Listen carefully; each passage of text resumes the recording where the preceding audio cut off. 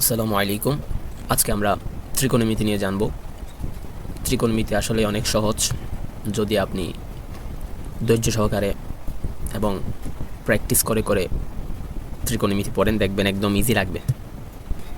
তো ক্লাস শুরু করার আগে আমি আপনাদেরকে বলবো, আপনারা খাতা এবং কলম নিয়ে বসেন।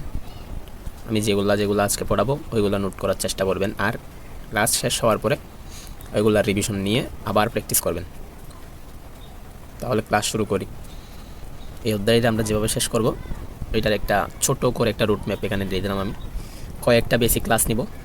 বেসিক ক্লাসের উপর ভিত্তি করেই আমরা আমাদের যে ত্রিকোণমিতির জ্ঞান ওইটা আমরা আয়ত্তে আনব এবং বইয়ের অনুষ্ঠানের প্রশ্ন নিজে নিজে সমাধান করার দক্ষতা অর্জন করব। যে কোনো ম্যাথ সমাধান করার সময় কীভাবে আগাবো, কীভাবে কী করা যায়, ওইগুলো নিয়ে আমরা ওই ম্যাথ করার সময় আলোচনা করব। ফলে আপনি বুঝতে পারবেন কোনো একটা সমস্যা যখন সামনে পাবেন ওইটা সমাধান করার জন্য আপনার কোন পথে যেতে হবে। এরপর বোর্ড, এমসিকিউ এবং সিকিউ আমরা প্র্যাকটিস করব। ত্রিকোণমিতির বেসিক বুঝবো একদম শুরু থেকে। প্রথম কথা, ত্রিকোণমিতি কি? ট্রাই যোগ গণ প্লাস ম্যাট্রন। ট্রাই মানে হচ্ছে 3, গণ মানে হচ্ছে কোণ, আর ম্যাট্রন মানে হচ্ছে পরিমাপ।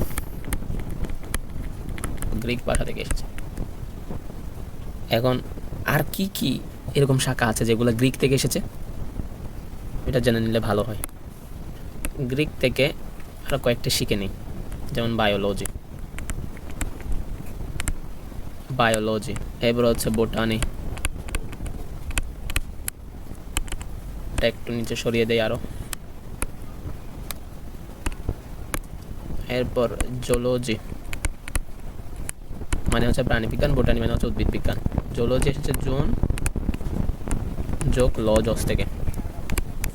গ্রিক কিছু সংখ্যা আছে, আমরা সেগুলো একটু দেখে নিই। গ্রিক সংখ্যা কোনগুলা? গ্রিক সংখ্যা আলফা, বিটা, গামা। ত্রিকোণমিতি হচ্ছে গণিতের শাখা। আবার জ্যামিতির একটা উপশাখা হিসেবে ধরা হয়।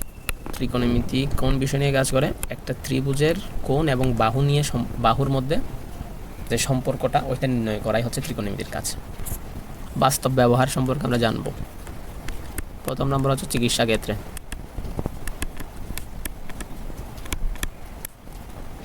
চিকিৎসা ক্ষেত্রে কি হয়? সিটি স্ক্যান বা এমআরআই। সিটি স্ক্যানের পুনরূপ হচ্ছে কম্পিউটার টোমোগ্রাফি, আর MRI magnetic resonance imaging scan. এই কত ডিগ্রি কোণ থেকে চিত্রটা তুলবে ওইটা ত্রিকোণমিতির মাধ্যমে নির্ণয় করা হয়। এরপর জ্যোতির্বিজ্ঞানে,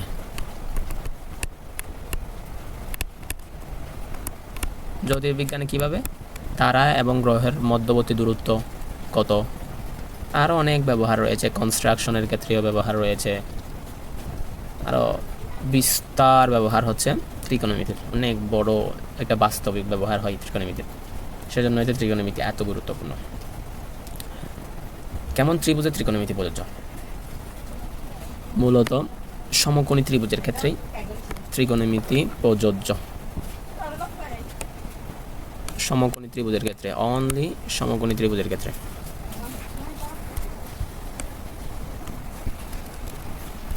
আমরা সমকোণী ত্রিভুজটা এঁকে নেই, সুন্দর করে এঁকে নিলাম। একটা নাম দিলাম ABC। সমকোণী ত্রিভুজ, সমকোণী ত্রিভুজ বা রাইট অ্যাঙ্গেল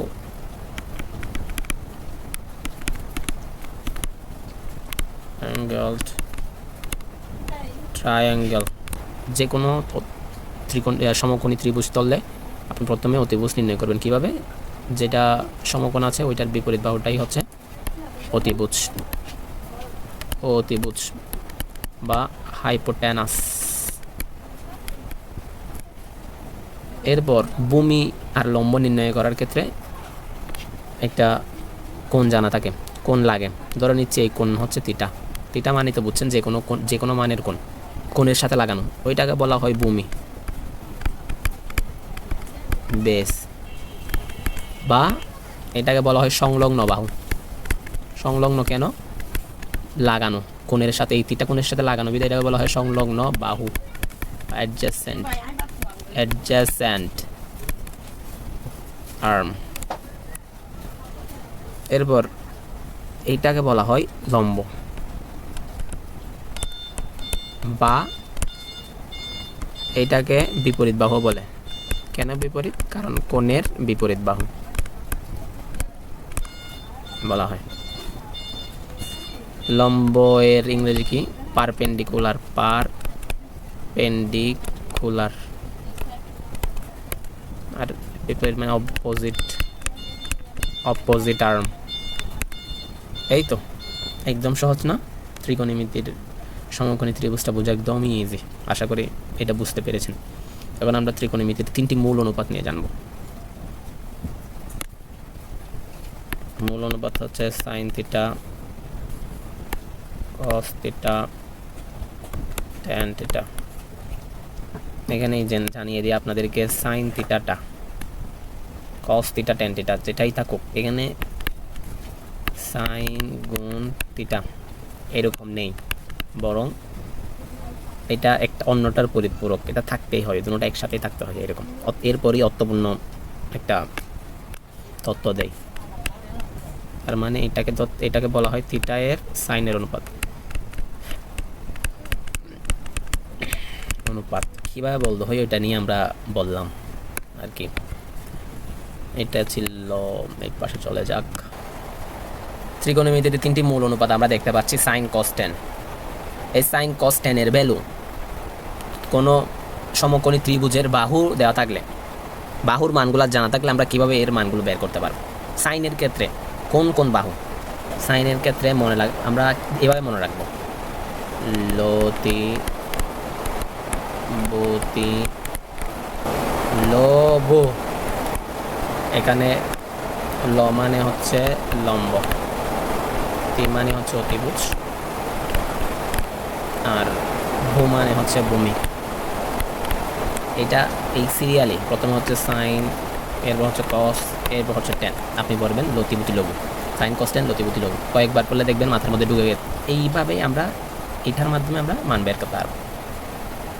একটা আমরা ডেমো সমকোণী ত্রিভুজ আঁকলাম। এখানে ধরে নিচ্ছে এটা হচ্ছে সমকোণ, আর এখানে হচ্ছে এটা হচ্ছে থিটা, এটা এ, এটা বি, এটা সি যদি হয়, তবে সাইন থিটা এর ভ্যালু কীভাবে নির্ণয় করব? সাইন থিটা হবে কি, যেহেতু লতি হবে, সাইন থিটা মানে হচ্ছে লতি, লম্ব প্রথমে, লম্ব হচ্ছে সি, অতিভুজ হচ্ছে বিসি। এবার হচ্ছে কস থিটা। প্রথমেই আপনি যখন এই ত্রিভুজটা দেখবেন তখনই আপনার এইটার মতো অতিভুজ, ভূমি, লম্ব নির্ণয় করে ফেলবেন। এবার হচ্ছে কস মানে হচ্ছে বুতি, বুতি কোনটা? ভূমি কোনটা? A B. অতিভুজ কোনটা? বিসি। ট্যান থিটা লব, লম্ব হচ্ছে এসি, আর ভূমি হচ্ছে এ বি। একদম ইজি না নির্ণয় করা ত্রিকোণমিতির 3টি অনুপাতগুলো? হ্যাঁ, একদম ইজি। তার মানে আজকে আমরা কী জানলাম? সমকোণী ত্রিভুজ সম্পর্কে জানলাম, ত্রিকোণমিতি কি এবং এর সংজ্ঞা কি, এটা দিয়ে কি বোঝায়, এটা বাস্তবে কোন কাজে ব্যবহার হয়, এটা নিয়ে আমরা জানলাম। আরও ত্রিকোণমিতির 3টি মূল অনুপাত সম্পর্কে জানলাম, আরও আনুষঙ্গিক বিষয় নিয়ে আমরা জানলাম। আগামী ক্লাসে আমরা এর ধারাবাহিকতা বজায় রেখে আরও বেসিক ক্লাস নিব। আমি আশা করছি আজকে যা যা পড়িয়েছি আপনাদের স্পষ্টতই বোঝা গিয়েছে। যদি না বুঝে থাকেন তাহলে কমেন্টে জানাতে পারেন। আর কোন ধরনের ভিডিও অর্থাৎ কোনো পরামর্শ থাকলেও আপনারা আমাকে জানাতে পারেন কমেন্টে। আগামী ক্লাসে দেখা হচ্ছে তাহলে। আসসালামু আলাইকুম।